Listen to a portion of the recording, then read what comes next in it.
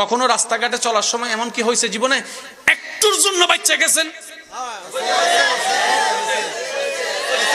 যাদের যাদের হয়েছে একটু হাত তোলেন। ও বারে সবার এবার হাত নামান। আচ্ছা একটুর জন্য বাঁচাটা কেমনে আবার শুনেন। আজকে মাহফিলটা শেষ করে আপনি রাস্তা দিয়ে যাচ্ছেন ৩-৪ জন বন্ধু মিলে। আল্লাহ যে কখন কারে দয়া করে বলা যায় না, সেজন্য সবসময় মন পরিষ্কার রাখবেন। যার মন পরিষ্কার, নিয়ত পরিষ্কার, আল্লাহ তারে দিবেই দিবে, মারুম করবে না। রাস্তা দিয়ে যাইতেছেন, যাইতে যাইতে যাইতে এখান থেকে মাহফিল শেষ করে যাইতে একটু লেট হয়ে গেছে, গাড়ি ঘোড়াও পাইতেছে না। ৩-৪ জন বন্ধু মিলা কয় চল হাঁটা লাগায়। এবার আল্লাহ আল্লাহ জিকির করে করে নাতে রসুল ফরে ফরে আপনারা যাইতেছেন, যাইতে যাইতে হঠাৎ করে রাস্তার মধ্যে দেখলেন দোকানপাট সব বন্ধ। ওই খাম্বা ফিলারের পাশে একজন মুরব্বী দাঁড়ায় আছে, মা অথবা বাবা একজন মুরব্বী।